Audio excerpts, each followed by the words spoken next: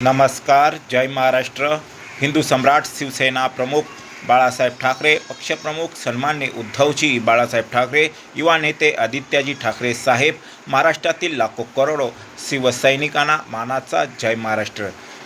काल दादर येथे हनुमान मंदिर येथे पक्षप्रमुख सन्माननीय उद्धवजी बाळासाहेब ठाकरे यांच्या नेतृत्वाखाली राम मंदिर अयोध्यामध्ये चोरी झाली आहे आणि ही मोठी चोरी झाली आहे. आणि जगातला सर्वात ज्या देवाला मानणाऱ्या हा हिंदुस्थानामध्ये जगामध्ये असलेले भक्त असा मोठा मंदिर राम मंदिर, रामदेव, आणि त्या रामदेवाच्या मंदिरामध्ये चोरी होणं हे मोठी दुर्घटना आहे असं आपण समजूया.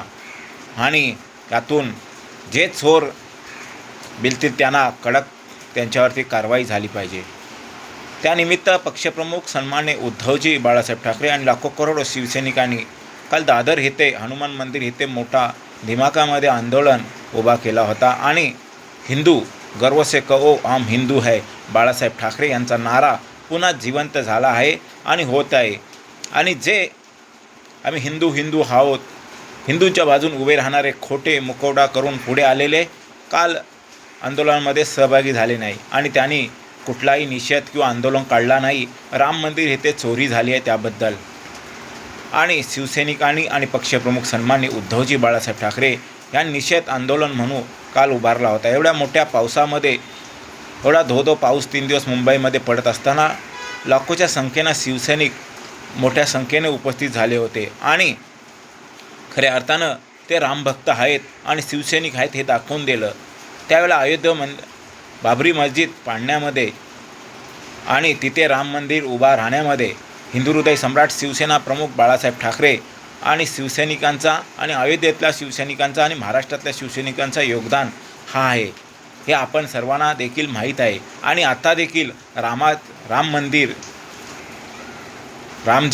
मंदिर इथे चोरी झाली आहे आणि त्याच्या निषेध नोंदवण्यासाठी आणि हिंदूंना जागृत करण्यासाठी पक्षप्रमुख सन्माननीय उद्धवजी बाळासाहेब ठाकरे आणि लाखो करोडो शिवसैनिक जागृत झाले आहेत. आणि जे हिंदूंचा मुखवटा घालून फिरणारे त्यांनी कुठला निषेध नाही केला का आंदोलन नाही केला का ह्याबद्दल चोरी का झाली याचाही देखील त्यांनी कुठलीही वाचा केली नाही आहे. हे आपण सर्वांनी समजून घेण्याची काळाची गरज आहे. महाराष्ट्रातल्या सुज्ञान जागरूक जनतेनं, देशातल्या सुज्ञान जागरूक जनतेनं समजून घेण्याची काळाची गरज आहे. आपण हिंदू बोलता, हिंदू आज आपल्याच रामाच्या नावावरती तुम्ही निवडून आलात ह्या देशामध्ये, महाराष्ट्रामध्ये, आणि आज रामाच्याच मंदिरामध्ये आणि तो जगातला एक नंबर असा देव आणि मंदिर तिथे चोरी होत आहे. आणि त्याच्याबद्दल तुम्ही निषेध नोंदवू शकत नाही, काही त्याच्याबद्दल तुम्ही बोलू शकत नाही, लिहू शकत नाही, तर हे भविष्याचे धोक्याची घंटा आहे. हे तुमचं हिंदुत्व खोटं आहे, आमचं हिंदुत्व खरं आहे. शिवसैनिकांचं पक्षप्रमुख सन्माननीय उद्धवजी बाळासाहेब ठाकरे यांचं हिंदुत्व खरं आहे. या देशाला, महाराष्ट्राला आणि जगाला दिशा देऊ शकतात फक्त पक्षप्रमुख सन्माननीय उद्धवजी बाळासाहेब ठाकरे आणि महाराष्ट्रातले लाखो करोडो शिवसैनिक. आज देशाला, जगाला आणि महाराष्ट्राला या शिवसैनिकांची गरज आहे. पक्षप्रमुख सन्माननीय उद्धवजी बाळासाहेब ठाकरे यांची गरज आहे. परंतु संकट हा मोठा आहे. सत्याला एकट्यालाच लढावं लागतं, सत्याला एकट्याला संघर्ष करावं लागतं. सत्याच्या बाजून ह्या देशामध्ये, जगामध्ये हा इतिहास आहे. अनेक वर्षापासून जो धर्तीवरती माणूस जन्माला आला तिथपासून पांडव नेहमी सत्याच्या बाजून उभं राहायचे, म्हणून त्यांचा नेहमी पराभव व्हायचा, पराभव व्हायचा. तसंच आज उद्धवजी बाळासाहेब ठाकरे हे सत्याच्या बाजून उभे आहेत. लाखो करोडो शिवसैनिक सत्याच्या बाजून उभे आहेत आणि त्यांचा नेहमी पराभव होत आहे. परंतु ही जनता ज्या दिवशी जागृत होईल तेव्हा सत्याच्या बाजून उभी राहील आणि या देशामध्ये, महाराष्ट्रामध्ये परिवर्तन घडवल्याशिवाय ही जनता आणि शिवसैनिक गप्प बसणार नाहीत. आणि महाराष्ट्रातली जनता, देशातली जनता ही जागृत आहे, सुज्ञान आहे आणि ती वेळीच रामाचा आशीर्वाद हा उद्धवजी बाळासाहेब ठाकरे यांना मिळणार आहे आणि ते देशाचे पंतप्रधान होणार आहेत. आणि खरा माणूस, खरा हिरा हा देशामध्ये उद्धवजी बाळासाहेब ठाकरे आणि लाखो करोडो शिवसैनिक आहेत. बाकी कोणी समाजाच्याबद्दल, महाराष्ट्राच्याबद्दल, देशाच्याबद्दल, महाराष्ट्रातल्या जनतेच्याबद्दल कोणीही उभं राहत नाहीत. फक्त आणि फक्त शिवसैनिक आणि पक्षप्रमुख उद्धवजी बाळासाहेब ठाकरे हे आपल्या देशासाठी, महाराष्ट्रासाठी योगदान देत आहेत आणि उभे राहत आहेत. हे आपण सर्वांनी समजून घेण्याची काळाची गरज आहे.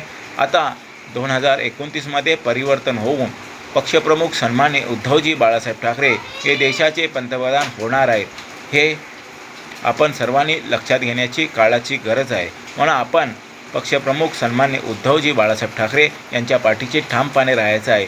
देशाच्या इतिहासामध्ये आणि जगाच्या इतिहासामध्ये शिवसेना अशी संघटना आहेच नाही आहे आणि ठाकरे घराणा असा परिवार आहेच नाही आहे आणि शिवसैनिक असा मोठा पद आणि शिवसैनिकाचा एकनिष्ठा आणि कट्टर असा आहेच नाही आहे. म्हणून बाळासाहेब ठाकरे नेहमी बोलायचं आहे की हा माझा शिवसैनिक, या शिवसैनिकाला ह्या जगामध्ये कोणी बराबरी करू शकत नाही माझ्या शिवसैनिकाची. हे खरं झालं आहे. आणि जे राम मंदिर आणि त्यांच्या रामजीच्या नावावरती निवडून आले आणि आज रामाच्या मंदिरामध्ये चोरी होत असताना एकही शब्द न काढणारे, त्यांना येणाऱ्या काळामध्ये ही जनता निवडणुकीच्या माध्यमातून धडा शिकवल्याशिवाय गप्प बसणार नाही. म्हणून आपण शिवसैनिकांनी आणि महाराष्ट्रातल्या लाखो करोडो जनतेनं पक्षप्रमुख सन्माननीय उद्धवजी बाळासाहेब ठाकरे यांच्या पाठीशी उभं राहायचं आहे. कारण की संयुक्त महाराष्ट्राच्या लढ्यामध्ये त्यांनी योगदान दिले. मुंबईसह संयुक्त महाराष्ट्राच्या लढ्यामध्ये 106 बलिदान हुतात्मा शिवसैनिकांचे गेले आहेत. मोरारजी देशमुख यांच्या पंतप्रधान असताना त्यांच्या गाडीसमोर शिवसैनिक उड्या मारून आपला जीवाचा बलिदान दिला ह्या महाराष्ट्रासाठी, मुंबईसाठी. हे देखील आपण सर्वांनी समजून घेण्याची काळाची गरज आहे. इथेच मी माझे 2 शब्द संपवतो. जय हिंद, जय महाराष्ट्र.